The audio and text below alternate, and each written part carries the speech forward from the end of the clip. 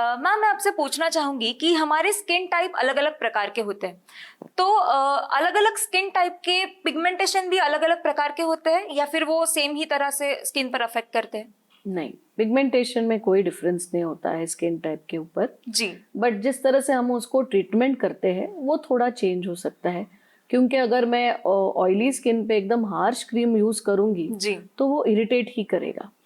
तो skin type मेरे treatment के लिए इम्पोर्टेंट है, ना कि पिगमेंटेशन तो सेम ही होता है। जी। थोड़ा एज के हिसाब से चेंज हो सकता है, कॉज के वजह से अलग अलग रह सकता है। जी। माने जैसे मैंने बोला, अगर एक्ने का पिगमेंटेशन रहेगा तो कैसे रहता है, अगर कोई ऑटो इम्यून स्किन कंडीशन की वजह से रहता है तो वो कैसा रहता है। माने तो कभी ब्राउन रहेगा, कभी ब्लैक हो जाएगा, कभी ग्रेइश रहेगा, तो वो कलर के हिसाब से थोड़ा चेंज रहता है। But otherwise no, there is no, skin type doesn't affect pigmentation. जी। मैम पिगमेंटेशन आने से पहले क्या कुछ ऐसे सिम्टम्स हैं जो हम नोटिस कर सकते हैं और डर्मेटोलॉजिस्ट के पास बहुत पहले ही जा सकते हैं? वेल, हाइपर पिगमेंटेशन के लिए ऐसे कोई टेलटेल साइन नहीं रहता है कि मैं आ रहा हूँ। जी। बट कई बार ऐसे देखा गया है कि एकदम से हाइपर पिगमेंटेशन होने के पहले एक गाल पे एक छोटा ब्राउन स्पॉट आ जाएगा, यू नो। सो या फिर अगर कोई डाई के वजह से तकलीफ हो रही है तो वहां पे रेडनेस आ जाएगा। अच्छा। और फिर आप खुजाना चालू करोगे उसको, तो वो एक थोड़े साइंस रहते हैं जहाँ पे आपको समझना चाहिए कि मैंने उसको हाथ नहीं लगाना है, एक तो ज्यादा उसको छेड़ना नहीं है। जी। और अगर वो ब्राउन स्पॉट आ रहा है तो आपको समझना चाहिए माने कहीं तो कुछ गड़बड़ हो रहा है मुझे, या फिर मेरा स्किन केयर बढ़ाना है, या फिर मुझे कोई डॉक्टर के पास जाके चेक कराना है कि ये वहीं पे रहने वाला है या बढ़ने वाला है। जी। सो वहां पे आप थोड़ा उसको हेल्प कर सकते हो। When it comes to autoimmune condition, नहीं बता सकते। कई बार लोगों को समझ में नहीं आता है किस वजह से हो रहा है। जी। एक तो वो पहली बात। सेकेंडली, अगर कोई एलर्जी की वजह से हो, कि कई बार हम पेशेंट को बोलते हैं जब रेड हो तभी अच्छी तरह से पूरा ट्रीटमेंट कर लो, क्योंकि जब वो रेड ब्लैक हो जाएगा जी तभी हाइपर पिगमेंटेशन का ट्रीटमेंट शुरू होगा, वो एलर्जी का ट्रीटमेंट वहीं बंद हो जाएगा। जी। So that those are few signs, but ऐसे देखा जाए तो कोई उसको स्टॉप नहीं कर सकता। जी बिल्कुल। मैम क्या पिगमेंटेशन को अच्छी स्किन केयर रूटीन से हम प्रिवेंट कर सकते हैं? ऑफ कोर्स, क्यों नहीं। अगर मैं अच्छी तरह से स्किन को हाइड्रेट करूं, अगर मैं स्किन को धूप से और बचाऊं। अभी हमने पिगमेंटेशन पे एक बड़ा टॉपिक मिस आउट किया, वो होता है टैन। जी।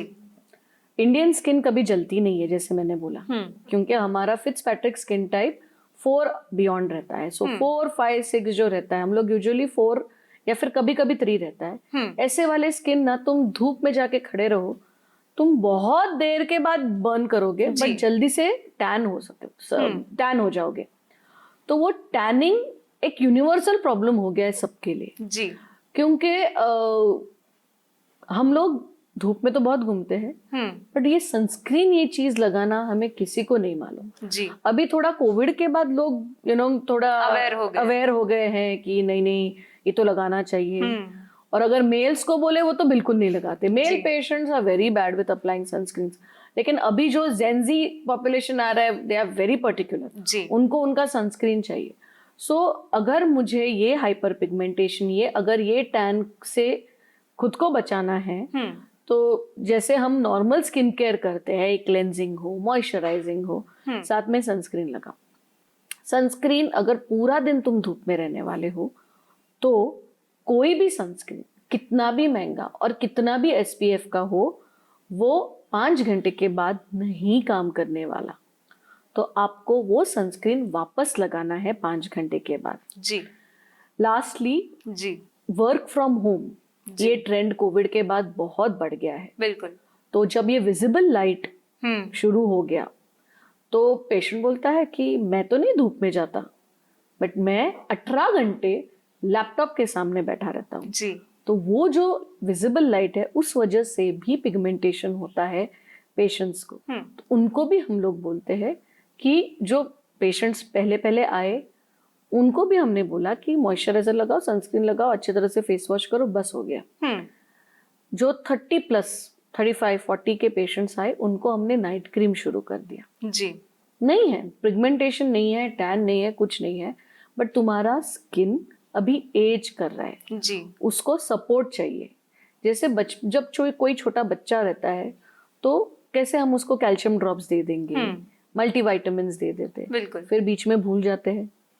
फिर एक टाइम आता है जब हम एकदम से हम अवेयर हो जाते, अरे मेरा स्किन ऐसे क्यों होने लगा है। तो इसीलिए हम लोग 30 के बाद एक नाइट क्रीम शुरू कर देते हैं जिससे ये पिगमेंटेशन से हम लोग बच सकते हैं। बिल्कुल। मैम, आपके पास जब पेशेंट आता है और उसकी ट्रीटमेंट चल रही होती है तो उस वक्त उस ट्रीटमेंट के दौरान क्या उसे खाने पीने की कोई चीजें परहेज होती है? पिगमेंटेशन के लिए तो मैं कभी नहीं बोलूंगी कि खाने पीने के लिए रहता है, बट एक अच्छा स्किन के लिए, अच्छी स्किन के लिए हम हमेशा बोलते हैं कि एक हेल्दी डाइट लिया कीजिए जी। स्किन को ना हाइड्रेटेड रखना है तो काफी 2 to 3 लीटर्स पानी रोज पिया कीजिए जी। बहुत तेल वाला, तीखा या स्पाइसेस वाला खाना मत खाइए, बिकॉज उससे स्किन को प्रॉब्लम होने वाली है। जी। अब वो क्या प्रॉब्लम हो सकती है, वो कभी पिंपल हो सकता है या कभी पिगमेंटेशन हो सकता है, कभी इरिटेशन हो सकता है। सो हेल्दी खाना ये बहुत इंपॉर्टेंट है।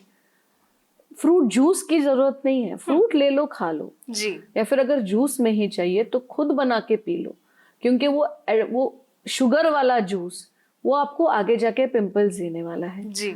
तो एक फ्रेश जूस, अच्छे सैलड्स, सिर्फ तेल वाली चीजें नहीं खा के हमेशा भजिया ये वो तेल वाली चीजें अवॉइड कीजिए। और जो हेल्दी डाइट है उसको अगर आप 90% भी फॉलो करोगे तो भी आपका स्किन हेल्दी रहने वाला है। जी। मैम, आपने जो टैनिंग की बात की तो मैं आपसे जानना चाहूंगी कि ऐसे क्या प्रोटेक्शंस है जो हम यूज कर सकते हैं जिससे हमें टैनिंग ना हो? जब मेरे पेशेंट्स आते हैं और मुझे बोलते हैं मुझे टैन नहीं होना है, तो उनको समझना चाहिए कि टैन एक तो फर्स्ट ऑफ ऑल फेस पे ही नहीं, फुल बॉडी पे हो सकता है। बिल्कुल। तो अगर बहुत ही समर माने गर्मियों का सीजन है तो फिर फुल स्लीव्स वाले कपड़े पहनिए। अच्छा, ये नहीं पहन सकते तो लिनन वाला फुल स्लीव्स पहन लीजिए, फुल पैंट्स पहन लीजिए, तो उससे फर्स्ट एक फिजिकल प्रोटेक्शन हो जाता है बॉडी के लिए। जी। अगर फेस की बात करें तो हम सनस्क्रीन तो लगाएंगे ही, साथ में गॉगल्स और एक ब्रॉड ब्रिम्ड हैट, माने जिसमें अपना फेस कवर भी हो जाए और थोड़ा डिस्टेंस भी रहे। जी। ओके, सो उसको ब्रॉड ब्रिम्ड हैट्स बोलते हैं हम। तो वो लोग पहन सकते हैं या फिर स्कार्फ लगा सकते हैं जिससे उनका पूरा फेस ढका रहे। तो ये थोड़ा फिजिकल प्रोटेक्शन कर सकते हैं। अभी केमिकल प्रोटेक्शन की बात करें तो वो रहता है अपना सनस्क्रीन। जी। तो सनस्क्रीन्स में जनरली हम लोग फिजिकल और केमिकल मिक्स्ड सनस्क्रीन्स ही अच्छे रहते हैं। तो जो स्किन को सूट करे उस हिसाब से हम वो सनस्क्रीन चूज करते हैं उनके लिए।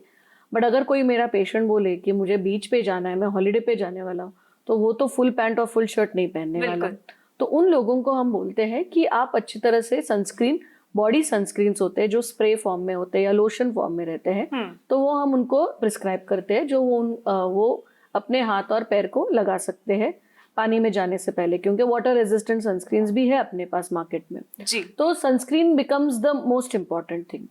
अच्छा, अगर बीच एरिया जा चुके हैं, वापस आ गए हैं, तो जनरली हम पेशेंट्स को केमिकल पील्स या स्किन पॉलिशिंग बोलते हैं, जिससे वो इमीडिएट टैन जो हुआ है ना वो निकल जाएगा। जी। टैन कैसा रहता है, इमीडिएट रहता है और डिलेड रहता है। अगर इमीडिएट टैन माने आप गए, आपको टैन हुआ, आप आए, तो वो रहता है इमीडिएट टैन। डिलेड टैन माने क्या, आप गए, आपने 2-3-4 महीना निकाल दिया, फिर आपको ध्यान में आया अरे मैं पहले गोरी थी अब मैं काली दिखने लगी हूँ, तो वो रहता है डिलेड टैन। तो अगर इमीडिएट टैनिंग मुझे निकालनी है तो सिंपल मैं skin chemical peel, skin polishing या डीपिगमेंटिंग क्रीम्स लगा के उसको ठीक कर सकती हूँ और पूरा टैन निकल जाता है उसमें। जी।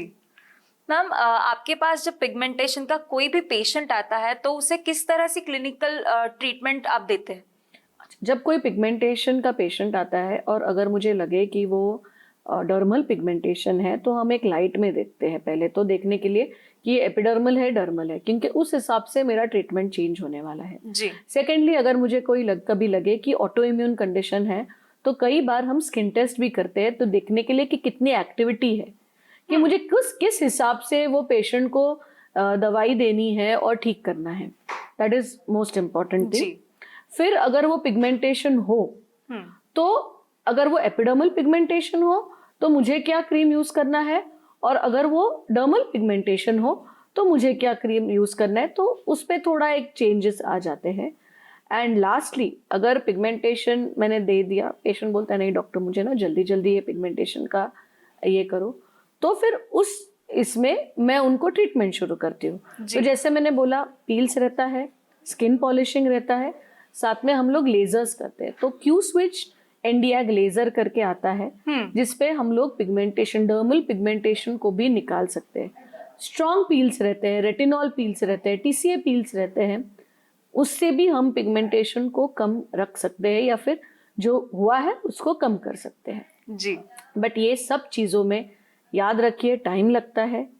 ये आज हुआ, ये अपने को लगता है कि अरे छोटा सा ब्राउन पैच है, क्यों नहीं जा रहा है, क्यों नहीं, बट वो ब्राउन पैच के नीचे जो अंदर है, it is just the tip of an iceberg. जी. जो अंदर है उसको ठीक करने में पेशेंट को भी टाइम लगता है और हमें भी टाइम लगता ही है. जी मैम, कई बार लोगों को पिगमेंटेशन हो जाता है लेकिन वो उसे निग्लेक्ट करते हैं. वो सोचते हैं कि पिगमेंटेशन है वो चला जाएगा. तो अगर पिगमेंटेशन की समस्या को अगर हम निग्लेक्ट कर दे तो वो किस हद तक गंभीर हो सकती है? पिगमेंटेशन में कोई गंभीरता नहीं रहती है. पिगमेंटेशन कैसा है, अगर आप इग्नोर करो, आप नहीं ट्रीटमेंट ले पाते हो तो वो और डार्क होते रहने वाला है. सिस्टमिक कोई प्रॉब्लम जनरली नहीं होती अनलेस एंड अनटिल कोई सिस्टमिक कंडीशन है उनको जी, तो जनरली वो कुछ तकलीफ नहीं देता है. लेकिन अगर सादा पिगमेंटेशन है तो वो और काला होने वाला है. बट अभी के जनरेशन में मैंने देखा है कि मेंटली, सोशली उनको तकलीफ होती है. जी. अभी कितने बार एक्ने और पिगमेंटेशन के जब पेशेंट्स हमारे पास आते हैं, हम क्यों उसको ट्रीटमेंट देते हैं, क्योंकि साइकोलॉजिकली पेशेंट थोड़ा डीमोटिवेट हो रहा है. जी. तो वहां पे जब उसको वो उनके लाइफ के स्टेज पे, हर एक स्टेज पे जाना है, अपने फ्रेंड्स को मिलना है, अपने सोशल सर्कल में घूमना है, तो वहां पे हमने साइकोलॉजिकली प्रॉब्लम्स देखे हैं. बट स्किन वाइज पिगमेंटेशन है, आपने इग्नोर किया तो वो सिर्फ ज्यादा डार्क होने वाला है और कुछ नहीं होता. जी मैम, आपने बहुत ही अच्छी जानकारी दी. मैं चाहूंगी कि जाते जाते आप हमारे दर्शकों को कुछ टिप्स दें. टिप्स के लिए इतना ही बोलूंगी कि पिगमेंटेशन को अवॉइड करने की कोशिश कीजिए.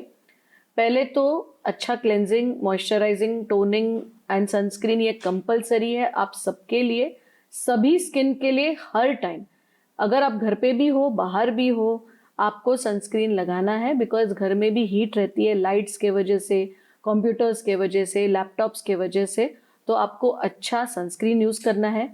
वही सनस्क्रीन को आपको हर 5-5 घंटे में लगाते रहना है. सेकेंडली, आप अगर कोई स्किन पे मेकअप लगा रहे हो उसको वापस निकाल दीजिए. मिसेलर जेल वाटर या फिर कोई अच्छा एक बेबी ऑयल लेके आप वो मेकअप को निकाल सकते हो. एंड थर्डली, अगर आप बीच एरिया में जाने वाले हो तो make sure that you use good amount of sunscreen, face पे ही नहीं बट बॉडी पे भी, और अच्छे ब्रॉड ब्रिम हैट्स ले लीजिए, गॉगल्स ले लीजिए, या फिर अगर बिल्कुल भी आपको टैन नहीं होना है तो पूरे फेस को कवर करके ही निकलिए. जी, thank you so much ma'am, आपने बहुत ही अच्छी जानकारी दी. आप यहाँ पर आई, आपने अपना कीमती समय निकाला, इसलिए आपका बहुत बहुत शुक्रिया. Thank you. दोस्तों, अब अपनी होस्ट और दोस्त कल्पिता को इजाजत दीजिए. फिर मुलाकात होगी संजीवनी के अगले एपिसोड में. तब तक अपना ख्याल रखिए.